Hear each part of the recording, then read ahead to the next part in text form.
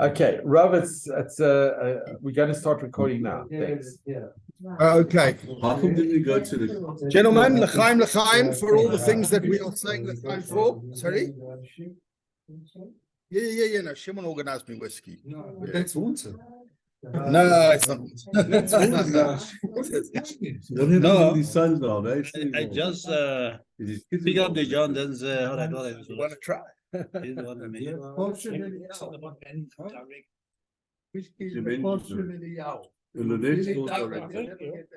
Sorry? Taste like whiskey. Yeah. Tastes like whiskey. No, there was quite a bit of whiskey in there.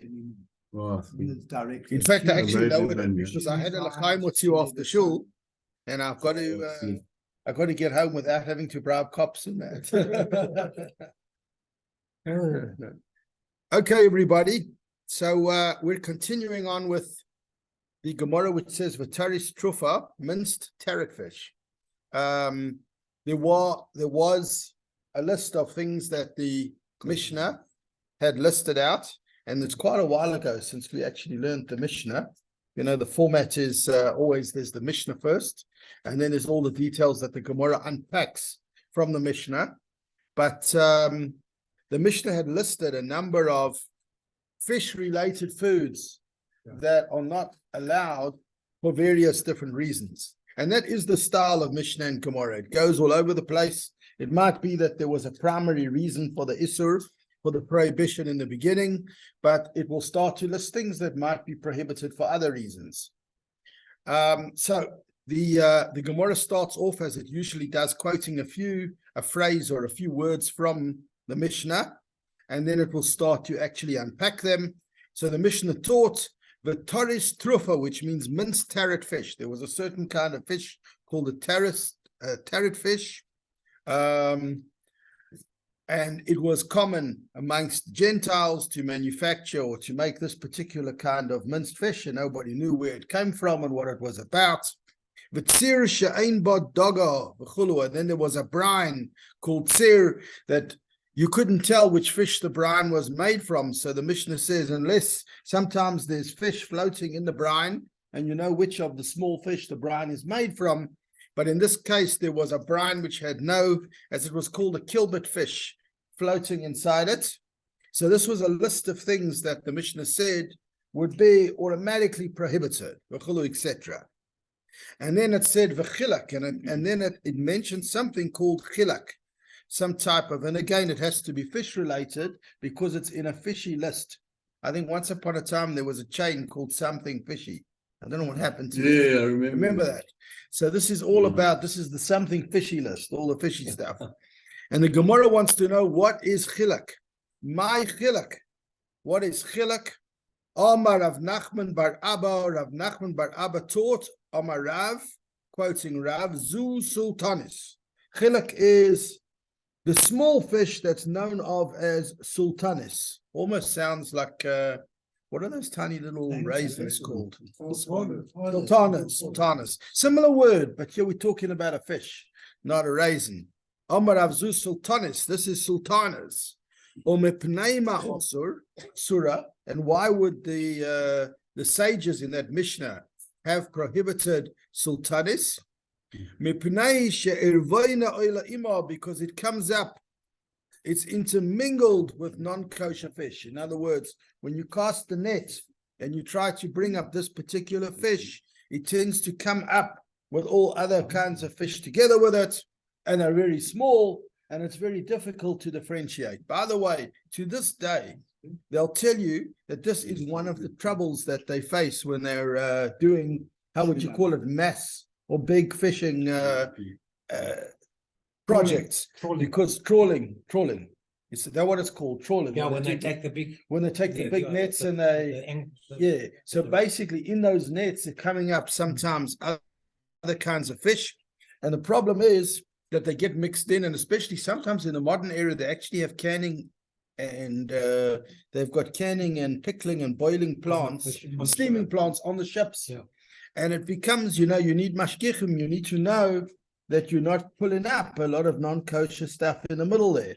And again, I'm not familiar with the exact formulae, but a lot will depend, and some of it's based on this Gemorah of where you're actually trawling, what kind of fish are likely to be there. Sometimes one can give it a pass, one can allow it if most likely the tray fish are not around there, or if there are different ways in which this whole situation gets weighed up. Now, it's interesting that we can tell from the Gemorah that this sultanis, or this chilik, is a small fish, but when you look at the commentaries, the fellows that have Steinsaltz, so art scroll, you've got the notes which quote the different commentaries. It would seem that the later commentaries are not 100% sure in our language which kind of fish this is. Bearing in mind also that of all the different things we eat, fish are the most different. That, in fact, a chicken from this side of the world and that side of the world, okay, they might be a little different, but they're not going to be intrinsically different. They're generally the same thing. Beef, you can have different species of animal, but generally speaking, beef from a cow, an ox or whatever, how would you call it, cattle that's bred, meat to create meat, is not going to be terribly different in different parts of the world, different qualities, different species. But with fish, you have so many different species. You go to another part of the world, and they start serving you fish, you're going to see stuff you never grew up with at all. The species that come up in one ocean, in one river, in one place, are so different to another. And in fact, there's even a Rashi which says, I don't remember the precise wording off the heart, but Rashi says about different ports or oceans, you can't compare a fish that comes up in this ocean to a fish that comes up in that ocean. And Rashi says it. That's what I'm saying. Yeah, it's a Rashi. So basically, over here, we're talking about there were different ages, there were different time zones. So most of the Mefarshim on the Gemorah, most of the people that explain the Gemorah say that the sultanis fish that the Mishnah was talking about is most likely some relative, what happened over here? Most likely some relative of the sardine. There's a bit of a similar sound there, but we're not 100% sure if it really means a sardine, but it's a similar kind of concept. And the Mishnah said it was prohibited mostly because of the fact that other fish would come up with it. Next comes a very important klal. The Torah taught us, and this is a fundamental idea, the Torah taught us that the simonim, as they call the signs for whether a fish is kosher, is snapir v'kaskeses, is fins and scales. But however, what's fascinating about fins and scales is when does the fish have to have fins and scales? When it comes to other animals like mammals that chew the cud and have split feet, those are not really, that's permanent. It's not a changing aspect. But with fish, you can have a fish that's going to develop scales and didn't yet, or vice versa. You can have a fish that has scales, but they're going to fall off or did fall off. Now, what's interesting about fish is that the wording that the Torah uses, if we go to the source in Leviticus in Vayikra, where the actual source is, there's two places in Torah where it talks about the birds and the fish and the animals, this is what you can have from the fowl that fly in the sky, and this is what you can eat from the fish in the water. So if I remember the pasuk correctly, it says kol asher yesh lo snapir v'kaskeses, whatever has fins and scales you can eat. And then it says kol asher ein lo snapir v'kaskeses, whichever doesn't have fins and scales, b'mayim, in the water. That's an important phrase, in the water. Sheket sulachem is abominable to you. So the Torah is telling you an interesting thing, that when it's in the water, two things it's telling you. The one is that you got to check carefully, because maybe it will have scales in the water, and when it comes out of the water, it may not be obvious that it has scales. Your issue is whether or not it had scales in the water. So when it comes to fish, there are two things that you have to check. One is whether it one of them is whether or not it's going to develop scales, or if it had scales and they fell off. I think there is another issue. Yeah, every fish that got scale got fins. Has got fins. Yeah, So yeah. the fin are actually not really. it would be redundant to mention it, but there's lots of there's a lot of there's a sikha from the Rebbe on that as to why the Torah mentions both simanim. If it could have only said one, it could have said any fish that has scales, because fish. But there are many reasons for that. And sharks. No, but every single fish has scales. Right. That's what he's saying. Yeah. You're right. So the Torah could have said that if a fish has scales, it's kosher. But obviously the Torah wanted you to know that the fins is also an intrinsic part of the simanim. So, Rabbi, there's a Yeah. Masorah in South Africa Yeah. that king clip is kosher because when you take it out the water, the scales Yeah. come off, and there are a lot of Jews in Johannesburg that won't eat king clip. Yeah. But apparently, because of the Human Jewish animal. Masorah, Mm. Rabbi Zaltzer Paskin, that it's okay. There was a lot of controversy over the king club Yeah. some years back. I don't remember the exact issues at hand. I don't remember, but there was tremendous controversy over Losing the scales when you take it out. the yeah water. over the king club. And the other thing also is one has to bear in mind that although there might be king club in other parts of the world, it's not necessarily the same thing.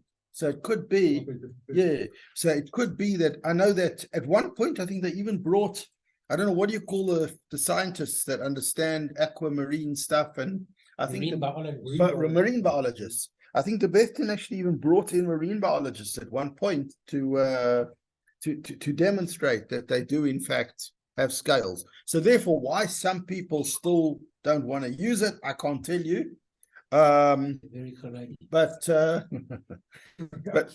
this Gemorah is saying that if it's very clear that something has scales, then it is okay even if the scales fall off. Although I must tell you, I once walked into a fishery in Randburg, deep in Randburg, one of these fisheries, and it was in the middle of this whole thing, and there was an Afrikaans lady running the thing, and she had grown up in a family that knew a lot about fish. And I just looked through the glass there and I saw king clip. I said, "Oh, that's the king clip, whatever." And she said, and it was quite interesting, she said, "I don't know why the rabbis would say that that guy's kosher. That's an eel. It's not even a fish." So that's an eel. It's a snake. You can see that from a mile away that that's a snake, not a fish.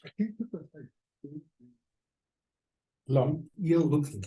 Yeah. It's very eel looking. Now, it's interesting you say that, because one of the things that this Gemorah says, which is quite interesting, is this Gemorah actually talks that there are certain fish that look like eels, but they are actually not. And it's part of the discussion in this Gemorah that, so the fact that it looks like an eel doesn't necessarily make it treif. If it has its scales, it has its scales. And it's funny that if we get there, this Gemorah actually mentions certain fish that look a lot like eels but are not. So Tanu Rabbanon, the rabbis taught, Ein loy achshav. We said this outside, but now we're reading it inside. Well, I didn't actually switch on, what do they call it, the annotating button. Where is he? There we go. Tanu Rabbanon, Ein loy achshav, the rabbis taught, if it doesn't have scales now, v'osid legadol achar zman, it's going to grow scales down the line. Kagoin hasultanis, and it mentions a certain species that fall into this category. No scales at the moment, but they're going to get scales. It mentions the sultanis that we were just discussing a few lines back, which we said is the same as the chilak. And then it also mentions some other fish, the afiat's fish, hareze mutter, that's permissible. Other way round, yesh loy achshav, it has scales right now. It's going to lose them when you take it out of the sea. When you fish it out, it's going to lose the scales. They're going to slip off. And he mentions certain species that fall into this category. Kagain, for example, a species called akunas, veyafunas, sure, some heavy words here. Katasfatias, va'achsaftias. No, there is some Greek in here. Katasfatias, va'achsaftias. Now, and this one, va'oitunas. It sounds hear like that? Greek god. Yeah, Oitanas, according to a lot of the people explaining Gemorah, is our friend the tuna, a Mediterranean tuna fish. In fact, you can hear the word tuna in Oitanas. Tuna doesn't look like it's got scales. Yeah, But they said. But they're different kinds of Can look tuna. at it, yeah, And then some tunas that won't touch. yeah. Not all tunas are kosher. That's insane. Voitanas mutter. So he says these ones are mutter. They are permissible because they are fish that have scales, but will shed them when caught and taken out of the ocean. Then the Gemorah says an interesting thing. Generally, knowing whether fish are kosher or not is by identifying whether they are fins and scales. But there were certain cases, and that's what the next Gemorah mentions, where in certain places, the rabbis were able to say that this part of the ocean or this river, that because of the fact, for certain reasons, maybe marine biological reasons, the tray fish don't hang around here at all. Any fish that you take out of here is okay. So quite interestingly, sorry? Kosher world. Kosher world, yeah. Kosher world, yeah. So for instance, the Gemorah says, Achriz Rabbi Abo b'Kaisari, Rabbi Abo announced in Caesarea, that in Caesarea, at that time, obviously, it's not a rule for all times. He obviously consulted his marine biologist then. Kirva dogim ubaron, the entrails of fish, that's the innards, the fish themselves, and their eggs, their, what are they called again? Caviar. Nikochin mikol adam can be bought from anybody in that area. They're all kosher. Why? What was his reasoning? How could he decide that any fish in Caesarea at that time is kosher? Because he said, Chezkosan einen boim, by chazaka, that means, chazaka means you see, by, how would you call it? Established fact, established practice. Yeah, or more. The chazaka, the established facts, is einen boim ela mipilusa v'aspamia. All the fish in Caesarea, in the marketplaces of Caesarea, came from two sources. One was a place called Pelusa or Pelusium, which was a port in Egypt, and the other was Spain, Aspamia. All the fish in Caesarea at that time was imported from Pelusium, Pelusa in Egypt, and Spain. This is in the time of the Talmud, in the time of Rabbi Abahu. So it stretched over a while. Sorry? No, but Melvin wants to know what years we're talking about. 200 AD. 280 BCE, before, what? No, what? 80. 80, 280. Hmm. Does it say that in the notes or? No. No, you say you're guessing. Some authority. Don't take me by this to We can look it up, Melvin. I'm not sure exact time. I'm not sure, because even the timing that the Talmud was written and that these discussions took place in itself spanned, but I can check it out for you. Time of the But Amoraim. here's in the time of the Amoraim, but even the time of the Amoraim spanned from one span to another. I've actually got a book at home that charts everybody. Oh, yes. You could literally find Rabbi Abahu in there and exactly which years he lived. That will be my homework for you. And we could say that in Pelusium and what you call it in Aspamia in Spain. There was a lot of Jewish influence in those years. Yeah. Kihod Omer Abaya. A similar statement was made by Abaya. A similar statement was made by Abaya, who said, Haitzachanta, the Vavnara, the very small fish that called Tzachanta, that come from a river called the Bavnar, the Bav River, or the Bavnara, Sharia are permissible also. So Abaya made a similar statement to Rabbi Abahu, and he said, I think this was in Eretz Yisrael itself. In Israel itself, there was a river called Bav, and he said that in the Bav River, all the miniature fish in the Bav River are kosher. And the Gemorah wants to understand the situation. How could Abaya make a blanket announcement that all the small fish from the Bav River are kosher? Michael broke the time. So Came too early. the Gemorah wants to ask, first of all, on what grounds did Abaya create a blanket permissibility for all the fish in the Bav River? How would he know that there's no non-kosher fish swimming in the Bav River? So the Gemorah wants to consider different things. Could it be the currents? Could it be that the water in the Bav River moves very fast? And that type of fish that aren't kosher, that don't have fins and scales, it's not their natural habitat. They don't like it. So the Gemorah talks in an exploratory way. My timer, what's the reasoning? Asks the Gemorah. Elema, perhaps you might want to say, Mishum de Redifa Maya, because the water moves very quickly. The water flows rapidly. Rapid flowing water in that Bav River causes that the type of fish that are not kosher don't like that kind of water. Bahai Dag Tamei, yeah. These non-kosher fish, given delay shedra, they generally spineless creatures. The kosher fish generally have a spine in that area. The non-kosher fish don't have a spine. They're not fish with backbone. And therefore, they don't like that kind of current and don't hang out there.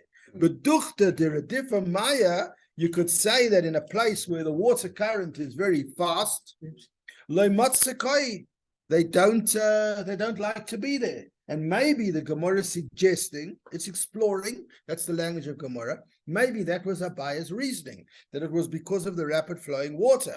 But the Gemorah rejects the suggestion, and it says, we see that they do appear even where there is strong currents. Strong current doesn't keep the non-kosher fish away. So what does keep them away? So the Gemorah tries another suggestion. Maybe it's because the water is salty, happens to be a particularly salty river, and maybe because the water is salty, and the high Dag Tomei and the non-kosher fish, given the Leisle Kalpa, they don't have scales, and maybe one of the things scales do is protect fish from very salty circumstances. So maybe because they don't have the scales to protect them from a over-salted environment, maybe they don't like to be there. V'duchte dimliche, in a place that's too salty, v'duchte dimliche maya, in a place that the water's too salty, they don't like to hang around. So maybe that was Abaya's reason. The Bav River is too salty, the non-kosher fish don't like to hang out there. But the Gemorah rejects this as well. But not when we talk to the people in the aquarium, they tell us, no, even the non-kosher fish don't have a problem with the high salt content. So we're back to our original question as why. But why? So the Gemorah says,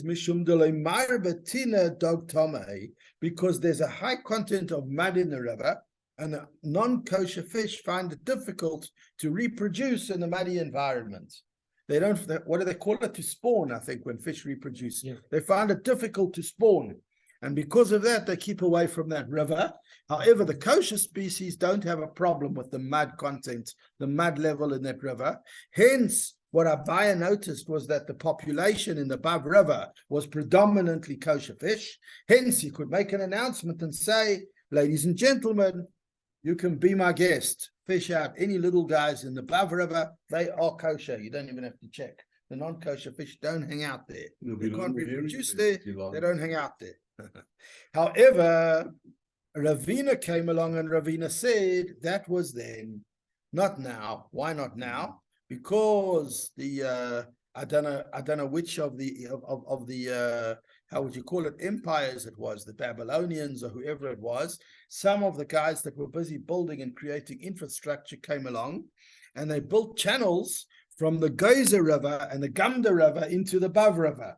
So once they built channels from those other rivers into this river, it would mean that even fish that generally didn't arrive there now had huge channels to go into there.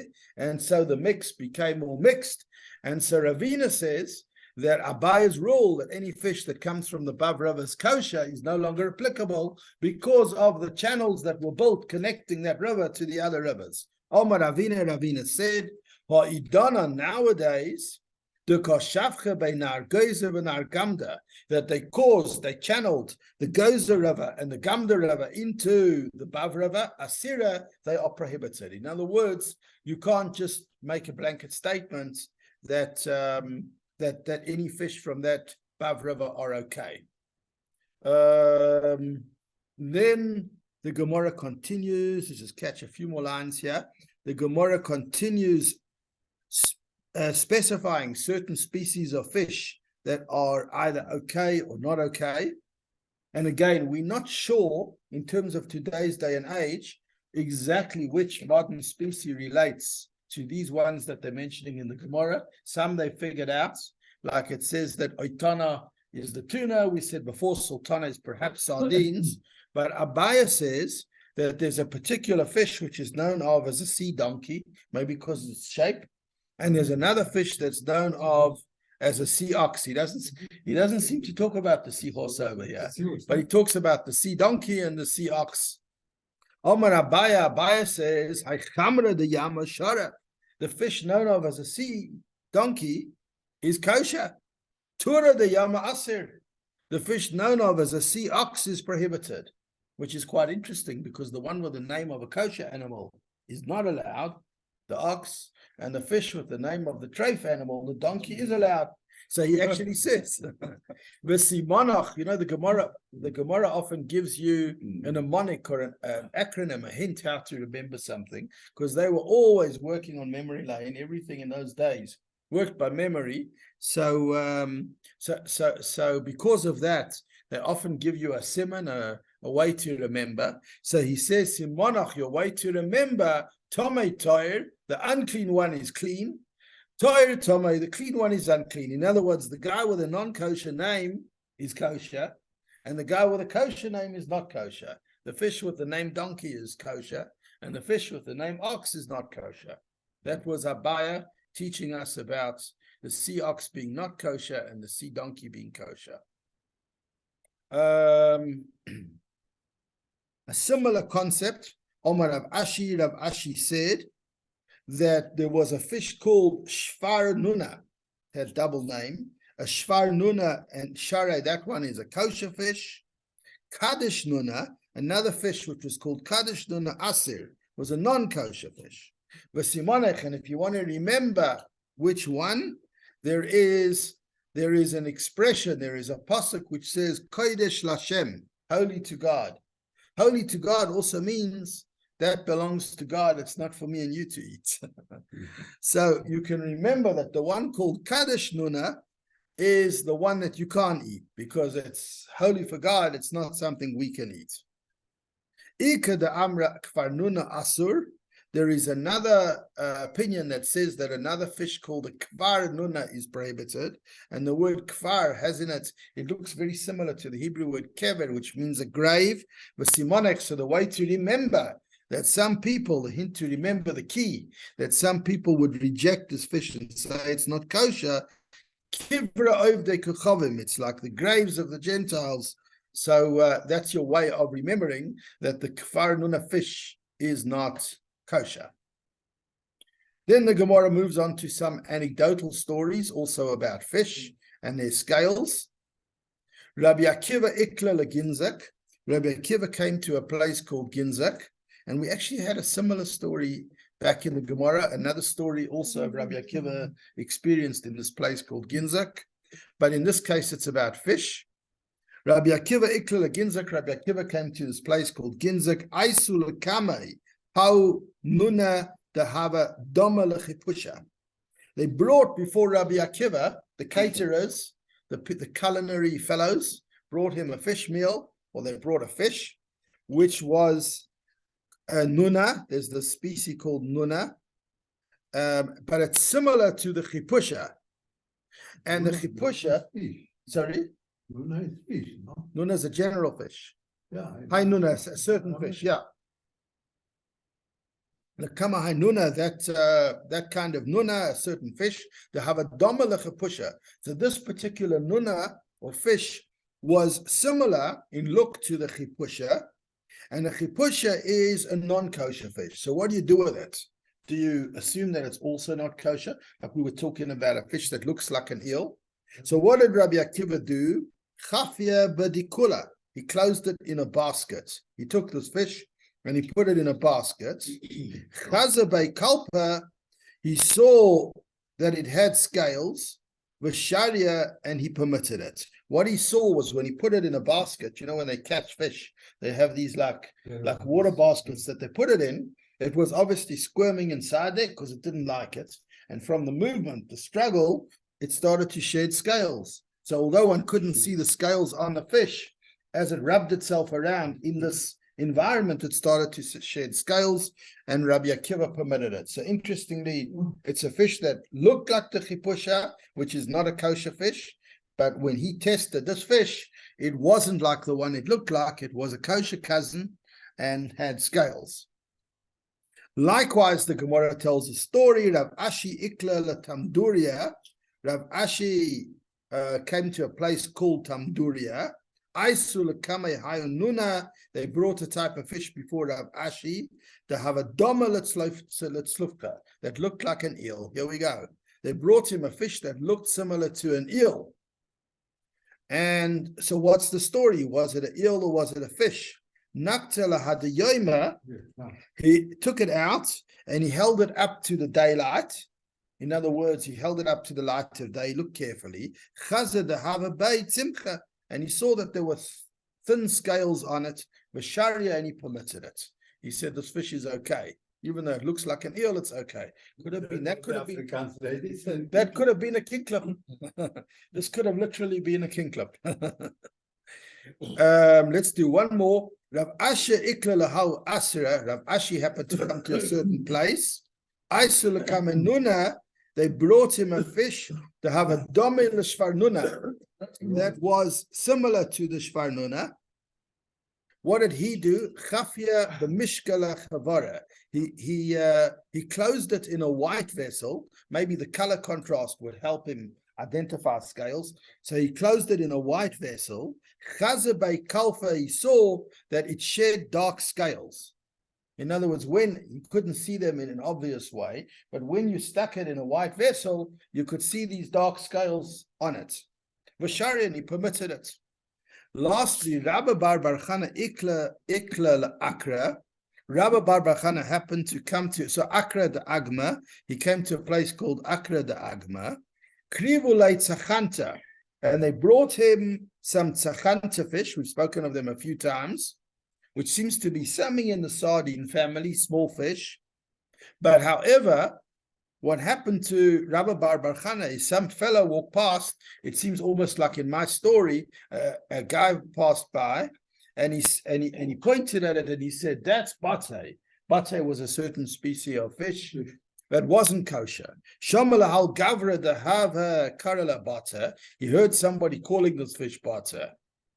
Omar bidakakarale bata shmamine davar tama ispe. He said, hold on a second, if this fellow is calling this bata, then there must be something not kosher about it. Loi achol mina, and he decided not to eat it. Let safra ayin ba, in the morning he looked at it, looks like he could examine it more carefully in the morning. Ashkach bei davar tama. And he saw that in fact it wasn't kosher. So in other words, whichever guy walked past him and said, Bate, that's like a bate, it's not kosher. Karya nafsha, he called concerning himself, Lo ya'une la tzadikul oven. No sin shall befall the righteous. It says in Proverbs in Mishlei that the righteous, the tzaddikim, are protected from sin. So he read that pasuk about himself. If there was this fish, this tzachanta, I nearly ate it. I nearly had a nice little snack until this guy walked past and he said, that's a butter. Don't eat that. He didn't eat it, and in the morning when he looked at it more carefully, thank God, I wasn't supposed to eat that. So that's where we'll stop inside. If anybody has any questions, I've got two announcements. two announcements. Okay. No, questions. Our first question. So when you guys to we're gonna go to Mauritius, go to fish market. So what's the best way? I mean, to just try and see if you can see scales. You don't see scales, you don't buy it. Yeah. If you see fins and scales, then Sorry? if you see fins and scales, you're good to go. Yeah. It's same. But with the skin, you're seeing skin and smoked salmon on its own. If it's just, are you seeing the whole fish? It's Yeah. Yeah. So the smoking process could be an issue. Question is, what else was it smoked with? That's a separate thing. It could be a kosher fish, Okay. and the way it was cooked could be a problem. You have to look into that. What did they smoke? What else did they smoke with it? Where was it smoked? What vessels did they use? Yeah. So smoking, I think smoking's not bishul. Smoking is not, yeah, smoking's not bishul. Not in, yeah, sorry, Smoking is with heat. but I think it's still different to actual cooking. It's a different process to cooking. Even steaming, yeah. Is that they had the foresight of the knowledge to know that if a fish could potentially come out of the water and lose its scales after it's out of the water. Mhm. I mean, that's without the knowledge of having been underwater and knowing that fish had scales underwater. And there was I mean, one would assume if a fish came out of the water, there were no scales. Yeah, It was a fish you would without have, scales. yeah. Who would think that, Yeah, that it had scales? Yeah. But they also looked at the Torah, and the Torah said, by mine, why would the Torah need to tell you that it needs to have fins and scales when it's in the water? Yeah. Once the Torah says it needs to have fins and scales when it's in the water, the Torah is actually telling you that there is a possibility to have a fish that has fins and scales when it's in the water. So sometimes from what the Torah says or prohibits or permits, we actually get to learn what the reality is. Can I make that answer? Certainly. If